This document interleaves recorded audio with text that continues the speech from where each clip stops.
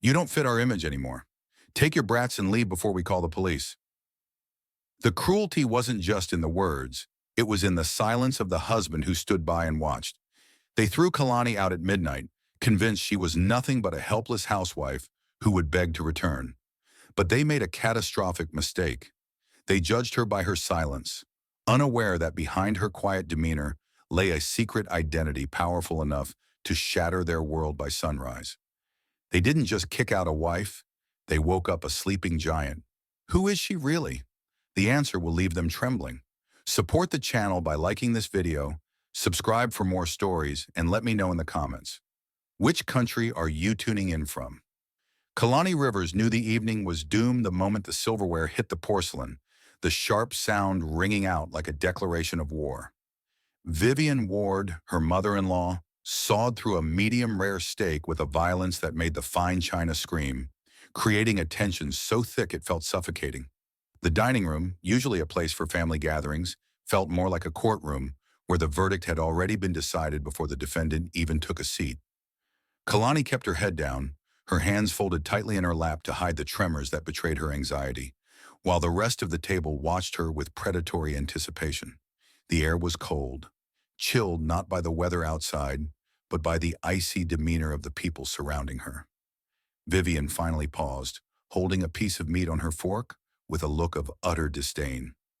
"The meat is tough today," Vivian announced without looking up, her eyes fixed on the bleeding strip of beef, as if it were a personal insult. Perhaps the person who went to the market doesn't know how to select fresh produce, or simply doesn't care enough to try. Kalani felt the heat rise in her cheeks, but she forced herself to remain calm, refusing to give them the satisfaction of a reaction. She placed her fork down gently, meeting the older woman's gaze with a practiced softness. "I went to the exact butcher shop you specified, Vivian," she said, her voice steady despite the rapid beating of her heart. "I still have the receipt if you'd like to see it." Before Vivian could respond, Sabrina, who was seated comfortably next to Elliot, as if she were the wife and Kalani the intruder, reached out to smooth Elliot's sleeve. "Oh, don't blame her, Vivian," Sabrina said with a smile that didn't reach her eyes, her voice dripping with artificial sympathy. "Not everyone is born with refined taste. Kalani has tried her best within her limited capabilities." Kalani watched her husband, waiting for him to pull away from the other woman's touch, but Elliot only shrank slightly. He didn't shake Sabrina off. He simply exhaled a heavy, defeated sigh and looked away, refusing to meet Kalani's gaze. That silence hurt more than Vivian's sharp tongue, because it confirmed what Kalani had feared for months. She was entirely alone in this room. The silence stretched, filled only by the clinking of Sabrina's glass, until Elliot finally pushed his plate away. "Enough," Elliot said suddenly, his voice sounding exhausted rather than authoritative. "Mom is right. This atmosphere, it's toxic. I feel like I'm suffocating every time I step foot in this house, Kalani." From his spot leaning against the wall, Luke, Elliot's younger brother, let out a scoff. "You're too sensitive," he added, throwing a dismissive look in Kalani's direction as he crossed his arms. "You make everything so dramatic. He needs a wife, not a psychological burden." Kalani felt a cold clarity wash over her as she looked at the man she had married, realizing that his exhaustion was a mask for his cowardice. "Can you not breathe because of me, or because you are letting everyone else breathe for you?" she asked, her voice trembling, but her words distinct enough to cut through the room. "Elliot, look at me. We have 2 children sleeping upstairs. Are you planning to destroy their world just because you don't have the courage to stand up and defend your wife?" Vivian slammed her hand onto the table, making the wine glasses jump and shattering the fragile quiet. "Don't use the children as shields," she snapped, her composure cracking for the first time. "You are the one destroying them with your weakness." The argument didn't de-escalate. It simply ended with a brutal finality that suggested this had been the plan all along. Elliot stood up, scraping his chair back against the floor, and marched toward the front door as if following a script he hadn't written. Kalani followed, her heart pounding against her ribs, just as Leo and Micah appeared at the top of the stairs, drawn out by the shouting. The 2 boys, barely 5 years old, looked small and terrified in their matching pajamas. scrambling down to cling to Kalani's legs as they sensed the danger radiating from their father. Elliot yanked the heavy front door open, letting the biting winter wind rush into the warm foyer, chilling the room instantly. He didn't look at the children, his eyes fixed on the darkness outside as the grandfather clock in the hall began to chime. "Go," Elliot said, his voice devoid of warmth, pointing into the night. "Right now, before I change my mind and call the police for trespassing. This house needs an energy cleanse." Kalani didn't beg, nor did she scream, because she realized in that instant that pleading with a man who had no spine was useless. She grabbed the two small coats hanging by the rack and wrapped them around her shivering sons, pulling them close to her body. She looked at Elliot one last time, memorizing the face of the man who was evicting his own blood into the freezing night. "You will regret this moment, Elliot," she said quietly, her voice cutting through the howling wind. "Not because of what I will do to you, but because you just threw away the only real thing in this fake life." Elliot didn't answer, stepping back to grab the handle. The heavy oak door slammed shut in her face. The mechanical click of the deadbolt sliding into place echoed like a gunshot, severing her from the warmth, the light, and the life she had tried so hard to build. The digital watch on her wrist flickered from 12 sharp to 12:01 a.m., marking the exact minute her life ended, and a new one began. The walk from the manicured lawns of the Ward estate to the commercial district was a blur of freezing wind and silent humiliation. Kalani guided her sons toward the back of a 24-hour shopping complex, finding a secluded spot behind the loading docks where the floodlights provided safety without exposing them to the street. The concrete bench was frigid, damp with the night's moisture, but it was the only refuge available. She took off her own thin cardigan to layer over the boys' pajamas, tucking the fabric around their small, shivering shoulders. The contrast was physically nauseating. An hour ago, they had been in a climate-controlled dining room surrounded by silk and crystal, and now they were huddled like refugees in the shadow of a dumpster. Leo, his teeth chattering slightly, looked up at her with eyes that were too old for a 5-year-old's face. The confusion in his gaze hurt more than the cold. "Mom," he whispered, his voice trembling. "Does Daddy hate us? Grandma said we were a mistake." The question felt like a physical blow to Kalani's chest, stealing the air from her lungs. She dropped to her knees on the asphalt, ignoring the sharp bite of the gravel against her skin, and framed Leo's face with her warm hands. She needed to be their anchor, even as her own ship was sinking. "No, Leo," she said firmly, forcing her voice to remain steady and low. "Your father is lost right now, and sometimes grown-ups do very foolish things when they are lost. But you listen to me. We are not a mistake. We are not broken." Micah, who had been leaning heavily against his brother, blinked his heavy eyes. "Who are we, Mommy?" he mumbled, half asleep but seeking the comfort of their bedtime routine. Kalani brushed a curl of hair away from his forehead, a fierce protectiveness surging through her veins. "I'm Superman," she whispered, a sad smile touching her lips as she used their secret code. "And Superman is about to use her magic. Close your eyes now." She watched them huddle together, their breathing slowly evening out as exhaustion overtook their fear. In the quiet that followed, the adrenaline began to fade, replaced by a cold, hard clarity. Memories of the past 5 years flooded her mind, playing out like a reel of evidence in a case she should have prosecuted long ago. She remembered when she first met Elliot. He had been charming, if a bit directionless, and she had made the fatal mistake of shrinking herself to fit into the small space he offered. She had hidden her degrees, downplayed her career, and eventually buried her entire identity under the guise of a supportive wife, because Elliot needed to feel like the provider. She had let the Ward family believe she was lucky to be picked, that she was a girl from nowhere who had won the lottery by marrying their son. Vivian's voice echoed in her head, sharp and venomous. "You think walking into this house makes you royalty? You are just a bad investment, Kalani. A depreciating asset." Vivian had said that 3 months ago, loudly enough for the house staff to hear, while Elliot had stood by and checked his watch. They saw her silence as submission. They saw her patience as stupidity. They had absolutely no idea that the woman they had just thrown onto the street was the architect of their financial survival. Kalani reached into the hidden lining of her purse, her fingers brushing against a cold metal object that didn't belong in the bag of a stay-at-home mom. She pulled out a sleek black smartphone, her secondary device, the one Elliot didn't know existed. It wasn't the cracked iPhone she used for play dates and grocery lists.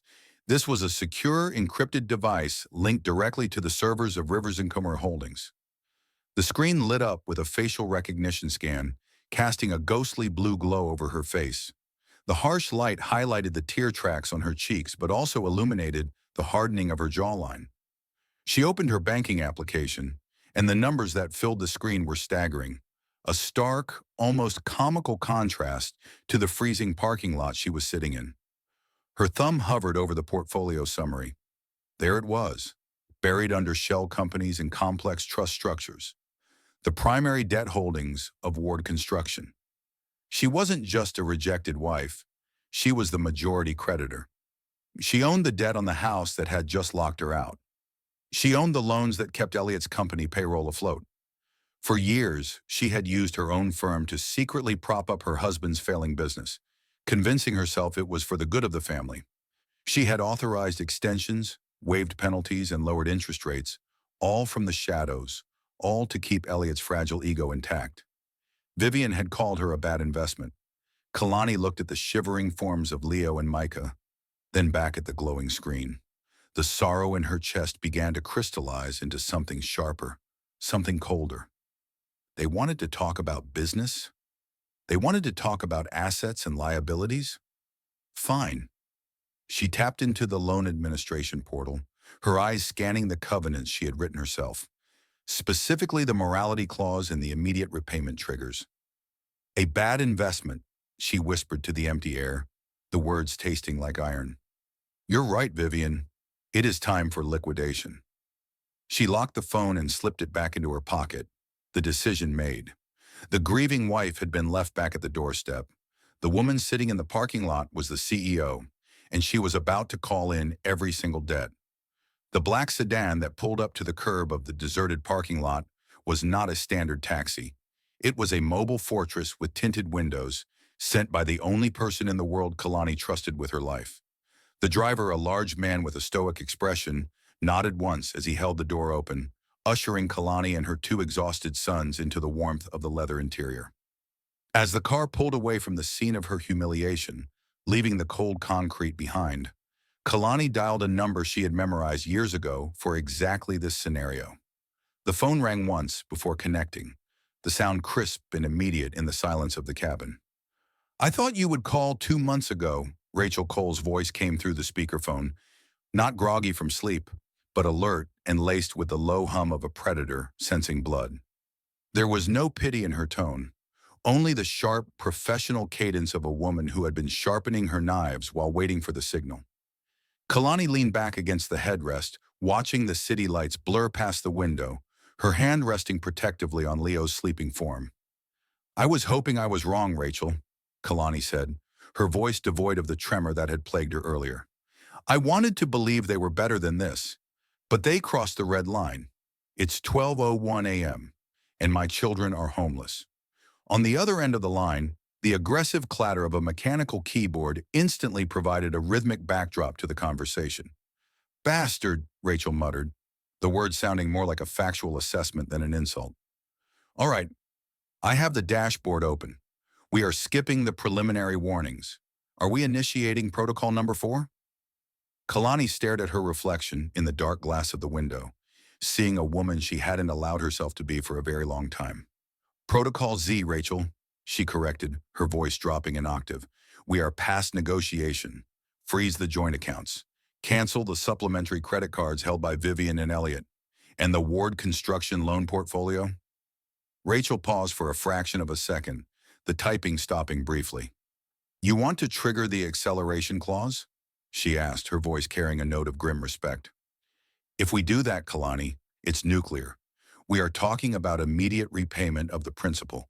This will kill Elliot's company by sunrise. There is no coming back from this. Kalani didn't blink. She thought of Elliot standing in the warm doorway, the heat from the house spilling out while her children shivered. She thought of him choosing his mother's cruelty over his wife's dignity. He killed his family tonight, Rachel, Kalani replied, her tone as cold as the winter air outside. He made his choice. Now I'm making mine. Trigger the ethical violation clause. Revoke the entire credit line immediately. Consider it done, Rachel said, the typing resuming with increased ferocity. I've booked the executive suite at the Fairmont. Security is already briefed. No one with the last name Ward gets within 100 feet of the lobby. Go get some rest, boss. The war starts at breakfast. The call ended, and for the first time that night, Kalani allowed her shoulders to drop. The hotel was a sanctuary of soft lights and high thread counts, a stark contrast to the harsh, fluorescent glare of the parking lot. The staff, pre-warned by Rachel, moved with discreet efficiency, whisking the sleeping boys into a bedroom that smelled of lavender and safety. Once Leo and Micah were tucked in, their breathing deep and rhythmic, Kalani retreated to the master bathroom.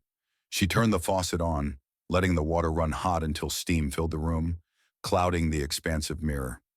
She splashed water onto her face, scrubbing away the smudged mascara, the dirt from the parking lot, and the last remnants of the submissive daughter-in-law she had tried so hard to be. When she lifted her head and wiped the glass clean with a towel, the woman staring back was unrecognizable from the one who had sat at the dinner table hours ago. Her eyes were red-rimmed but clear, stripped of fear and filled with a terrifying resolve. "Done crying," she whispered to her reflection, the words echoing slightly in the tiled room. "Now work." She walked out into the living area of the suite where a courier had already dropped off a thick black folder. She sat at the mahogany desk, the city skyline twinkling mockingly below her, and opened the dossier labeled Rivers-Winters Construction. Inside were the documents that detailed the financial stranglehold she held over her husband's family. Every expansion, every luxury car, every renovation Vivian had boasted about had been funded by Kalani's firm, approved by Kalani's digital signature under her maiden name. She picked up a heavy fountain pen, the weight of it familiar and grounding. Her eyes scanned the ethical violation clause she had drafted herself years ago, a safeguard she had hoped never to use, stating that the lender could recall all debts if the borrower engaged in conduct detrimental to the welfare of dependents. By throwing his children onto the street, Elliot had not just failed as a father, he had breached his contract. Kalani uncapped the pen and signed her name at the bottom of the enforcement order, Kalani Elise Rivers-Winters. It wasn't just a signature, it was a death sentence for the Ward legacy. She closed the folder with a soft thud, the sound of a gavel striking the block, and turned off the lamp. Across the city, Elliot was likely sleeping soundly, believing he had solved his problem, completely unaware that the silent partner he had discarded had just foreclosed on his entire life.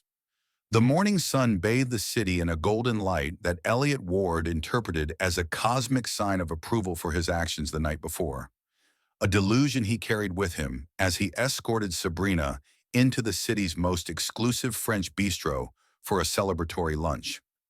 The air between them was light and filled with the giddy relief of two people who believed they had successfully excised a tumor, unaware that the tumor was actually the heart keeping the body alive. They ordered champagne before looking at the menu, laughing softly as they discussed redecorating the master bedroom, now that the negative energy had been removed.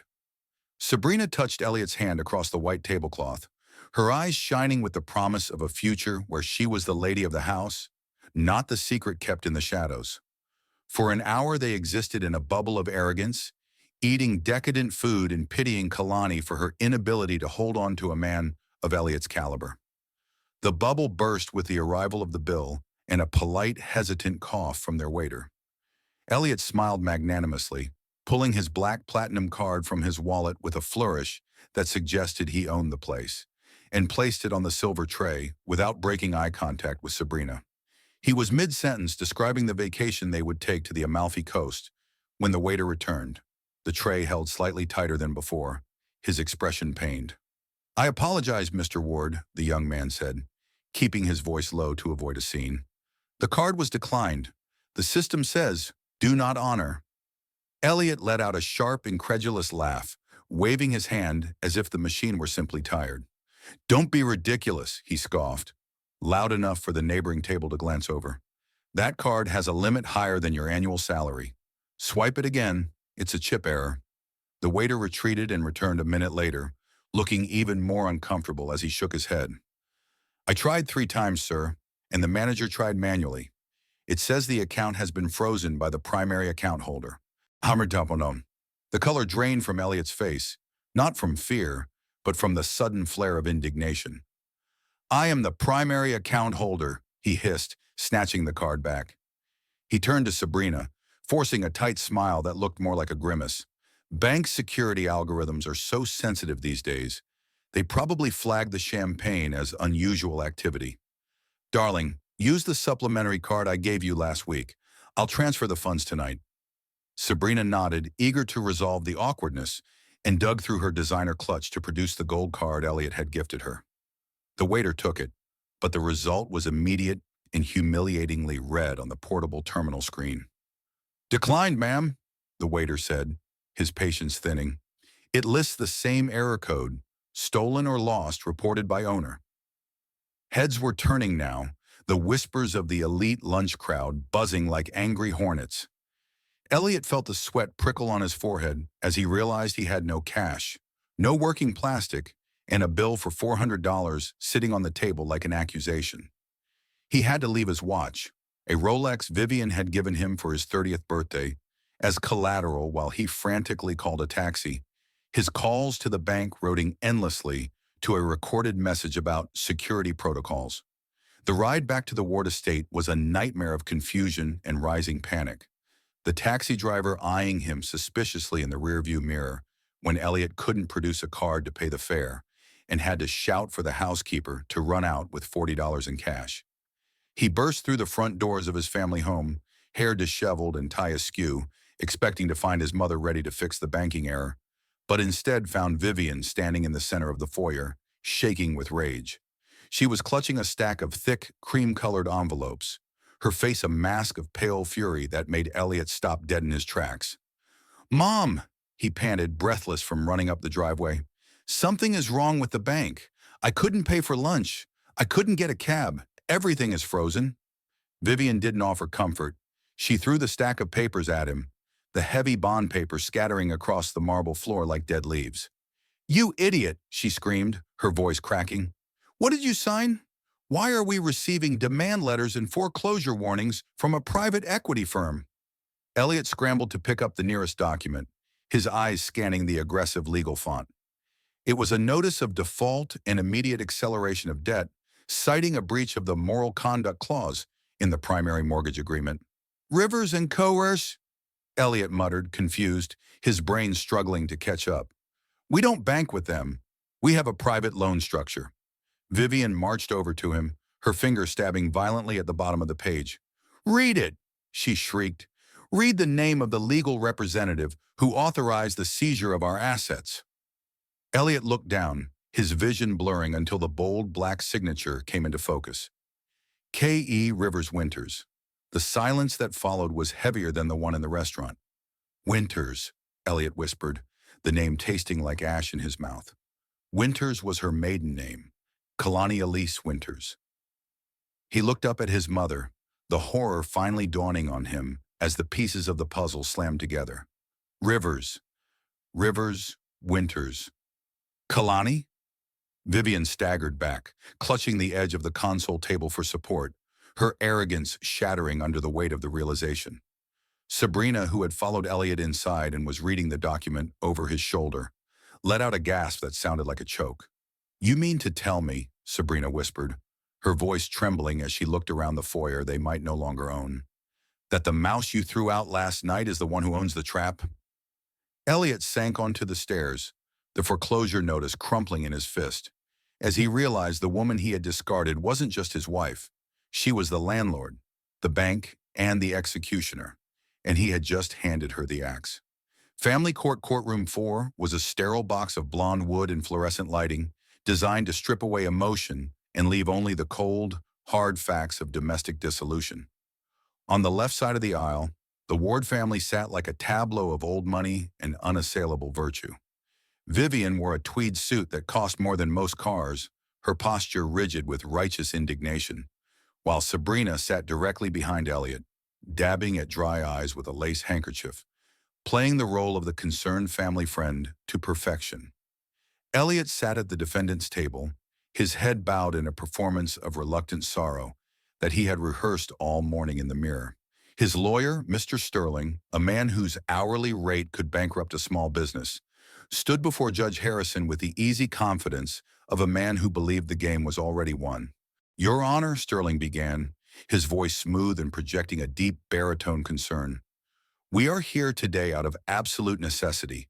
My client, Mr. Ward, has been forced to take drastic measures to protect his children from a mother who has become increasingly erratic. We are not asking to strip Ms. Rivers of her rights out of malice, but out of safety. She abandoned the marital home in the middle of the night, dragging two young children into the cold because she could not handle the pressure of a family discussion." Elliot nodded solemnly, looking up at the judge with wide, pleading eyes. She often loses control," Elliot added, his voice trembling just enough to sound convincing. "I tried to de-escalate, but she just snapped. I'm only worried about Leo and Micah." Kalani sat beside Rachel Cole, her hands resting calmly on the table. She wore a tailored navy suit that fit her like armor, her hair pulled back in a severe, elegant bun. She didn't flinch at the lies. She didn't gasp or shake her head. She simply waited. When Sterling finally sat down, looking satisfied with his character assassination, Rachel stood up. She didn't walk to the podium. She simply organized her papers with a terrifying precision. "Objection to the characterization of events," Rachel said, her voice cutting through the lingering echo of Sterling's speech. "The defense paints a picture of a hysterical woman fleeing a loving home. However, facts do not require paint. I would like to submit Exhibit A, security footage from the residence of Mrs. Martha Green, located directly across the street from the Ward estate, time-stamped 12:01 a.m. yesterday." The large monitor on the wall flickered to life. The grainy but unmistakable black and white footage showed the front door of the Ward mansion swinging open. It showed Elliot, not Kalani, shoving two small figures in pajamas onto the porch. It showed Kalani stumbling out after them, clutching coats. The audio, enhanced by Rachel's forensic team, played clearly through the courtroom speakers. The sound of the wind was harsh, but Vivian's voice cut through it like a knife. "Get rid of it. House needs a cleanse." Then came the slam of the door and the distinct mechanical click of the lock. The courtroom fell into a silence so profound that the hum of the air conditioning sounded like a roar. Judge Harrison, a man who had spent 20 years seeing the worst of human nature, slowly turned his chair toward the defense table. His expression had shifted from neutral boredom to sharp, undisguised disgust. "Mr. Ward," the judge said, his voice low and dangerous, "do you characterize physically pushing two 5-year-old children out into sub-freezing temperatures as protection?" Elliot stammered, his face draining of color as his narrative crumbled in real time. That is a misunderstanding, Your Honor. It was a moment of, she provoked us." Rachel didn't let him finish. "Let's move to the second pillar of the defense's argument, financial stability. Mr. Sterling claims my client is a financial burden, a woman with no resources who cannot provide for her children." Sterling stood up to object, sensing a trap, but Rachel waved him down. "It is relevant, Your Honor, as the defense has made capacity to provide a central issue. They claim Mr. Ward is the provider. We would like to correct the record regarding who exactly provides for the Ward lifestyle." Rachel turned to Kalani and nodded once. Kalani stood up. She didn't look at the judge. She turned her body to face the gallery, locking eyes directly with Vivian. The older woman looked confused, her arrogance beginning to crack around the edges. Kalani took a breath, and when she spoke, her voice wasn't loud, but it carried the weight of absolute authority. "I, Kalani Elise Rivers-Winters, am the managing partner of Rivers & Co. Holdings." The name hung in the air for a second before the recognition hit. Vivian's hand flew to her throat. Elliot's mouth fell open. "I am the sole holder of the $15 million credit facility that operates Ward Construction," Kalani continued, her diction precise and lethal. "And I am here to confirm that the Ward family has violated Article 7, the ethical conduct clause, of their lending agreement. This clause specifically prohibits behavior that endangers the welfare of dependents or brings public disrepute to the business entity. She picked up a document from the table and held it up, the signed foreclosure notice. As the lender, I am exercising my right to accelerate the debt. I am recalling the full principal amount, effective immediately, and freezing all assets used as collateral. That includes the business accounts, the investment portfolios, and the deed to the residence at 44 Oak Lane. Sabrina, sitting in the back row, let out a gasp that sounded like a balloon popping. She looked from Elliot to Kalani, the realization that the money was gone dawning on her with horrifying speed. Elliot looked as if he had been punched in the gut. He slumped forward, his elbows hitting the table, his spine liquefied by the shock. Vivian was hyperventilating, clutching the bench in front of her as her world dissolved. "You," Elliot whispered, the word dying in his throat. The judge looked at the documents Rachel handed up to the bench, then looked at the Wards with a grim finality. The gavel didn't need to bang to signal the end. The destruction was already complete. Kalani sat down, smoothing her skirt, the silence in the room serving as her applause. The weeks following the court verdict were not marked by a dramatic explosion, but rather by a slow, suffocating implosion of the Ward dynasty. The for sale sign planted in the frozen lawn of the family estate was the first public admission of defeat, standing like a white flag of surrender on the manicured grass. Vivian Ward, once the terrifying matriarch who ruled her social circle with an iron fist, was reduced to a ghost in her own home, silently packing boxes while avoiding the gaze of the moving crew. She had lost her jewelry, her status, and most devastatingly, her audience. Luke, the brother who had mocked Kalani's sensitivity, had simply vanished, ghosting his family the moment the credit lines were severed. And Sabrina, the woman who had smirked while pouring Elliot's wine, disappeared faster than the money.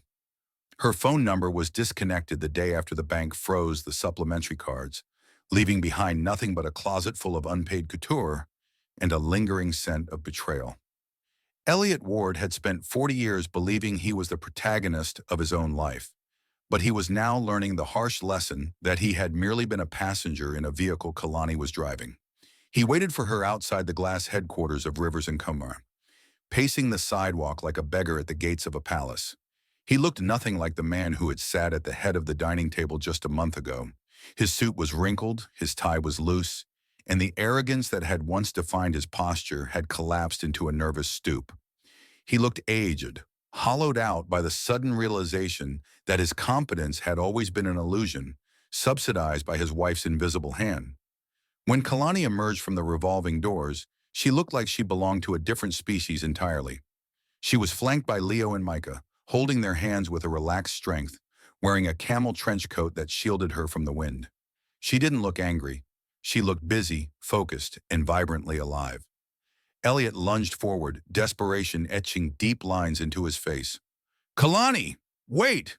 he called out, his voice cracking with a pathetic urgency that made passers-by glance over.